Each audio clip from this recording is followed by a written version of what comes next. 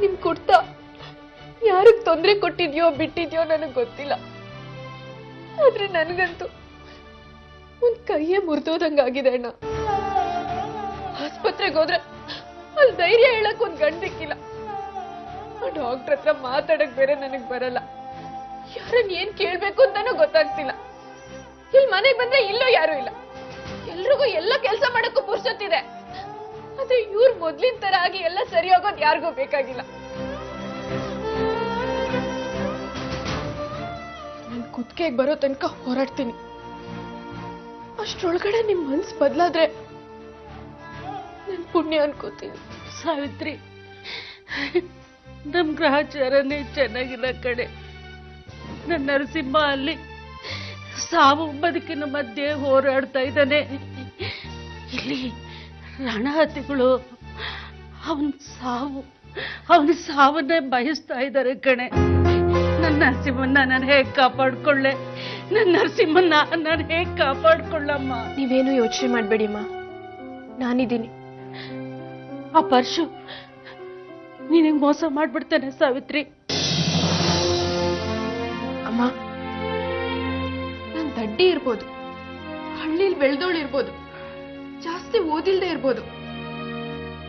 ಆದ್ರೆ ನಮ್ ಹೊಲಾನು ನಮ್ಗೊಂದ್ ಶಾಲೆನೇ ಆಗಿತ್ತು. ನಮ್ ಫಸಲನ್ನ ಹೇಗ್ ಜೋಪಾನ ಮಾಡ್ಬೇಕು, ಹುಳ ಬಂದ್ರೆ ಹೇಗ್ ಅದನ್ನ ನಿವಾರಿಸ್ಬೇಕು ಅನ್ನೋದು ನನಗ್ ಚೆನ್ನಾಗ್ ಗೊತ್ತಿದೆ. ಈ ಮನೇಲಿ ನಿನಗೆ ಸಪೋರ್ಟ್ ಮಾಡ್ತಿದ್ರಲ್ಲ, ಅವರ ಕೌಂಟ್ ಡೌನ್ ಸ್ಟಾರ್ಟ್ ಆಗಿದೆ ಕಣೆ. ಅಹಲ್ಯಾಕ, ಅತ್ತೆ ಆಗ್ಲಿ ಇವ್ರಾಗ್ಲಿ ನನಗೆ ಯಾವತ್ತೂ ಸಪೋರ್ಟ್ ಮಾಡಿಲ್ಲ. ಇಷ್ಟು ದಿನ ನನ್ ಕರ್ಮನ ನಾನೇ ಹೊತ್ಕೊಂಡು ತಿರ್ಗಾಡಿದ್ದೀನಿ, ಮುಂದೇನೂ ತಿರ್ಗಾಡ್ತೀನಿ. ಒಂದ್ ಹೇಳ್ತೀನಿ, ಚೆನ್ನಾಗಿ ನೆನ್ಪಿಟ್ಕೊಳ್ಳಿ. ಅತ್ತೆ ಮತ್ತೆ ಇವರು ನನಗ್ ಬಲ. ಅವ್ರು ಯಾವತ್ತಿಗೂ ನನ್ನ ಜೊತೆಗೆ ಇರ್ತಾರೆ.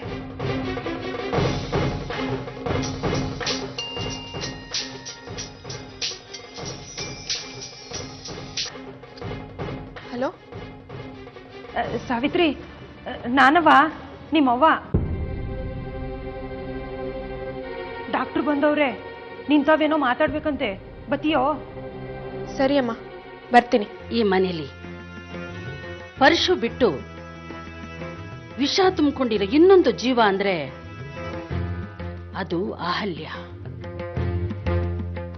ಪರಶು ವಿರುದ್ಧ ಅಹಲ್ಯನ್ನ ಯುದ್ಧಕ್ಕೆ ನಿಲ್ಲಿಸಿ ನಾವು ಗೆಲ್ಲಬೇಕು. ಅಹಲ್ಯ ಅವ್ರು ಉಲ್ಟಾ ಹೊಡೆದ್ರೆ ಅವಳು ಮೂಗ್ದಾರನ ನೀನಿಟ್ಕೋ.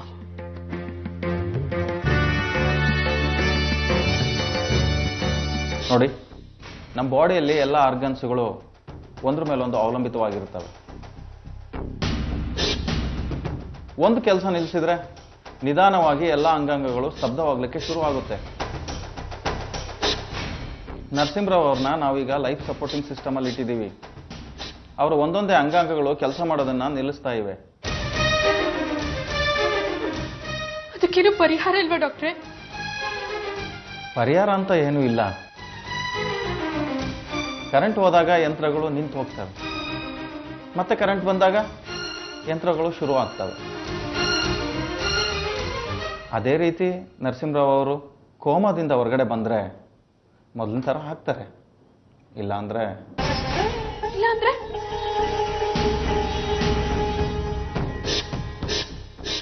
I am sorry. ಏನ್ ಮಾಡ್ಕೊಂಬಂದೆ ಭೀಮಣ್ಣ? ಒಂಥರ ಕೆಲಸ ಆದಾಗೆ. ಅಡ್ ಗೋಡೆ ಮೇಲೆ ದೀಪ ಇಟ್ಟು ಹಾಗೆ ಮಾತಾಡ್ಬೇಡ. ನನಗೆ ಎಕ್ಸಾಕ್ಟ್ ರಿಸಲ್ಟ್ ಬೇಕು. ನಾನು ಒಬ್ಬ ಮನುಷ್ಯನ ಹತ್ರ ಮಾತಾಡಿದ್ದೀನಿ, ಸುಪಾರಿ ತಗೊಳ್ಳೋಕೆ ತಯಾರಿದ್ದಾನೆ. ಆದ್ರೆ 10 ಲಕ್ಷ ಕೇಳ್ತಿದ್ದಾನೆ. ಅಷ್ಟೇ ಸಾಕಂತ? ಮತ್ತಿನ್ನೇನು? 20 ಲಕ್ಷ? ಕೋಪ ವ್ಯಂಗ್ಯದಿಂದ ಏನು ನಡೆಯಲ್ಲ ಸಾಹೇಬ್ರೆ. ದುಡ್ಡು ಕೊಡೋಕೆ ರೆಡಿ ಇದ್ರೆ ಕೆಲಸ ಆಗುತ್ತೆ. ದುಡ್ಡು ಹೊಂದ್ಸ್ಕೊಂಡು ಹೇಳಿ ಕಳಿಸಿ, ಬರ್ತೀನಿ.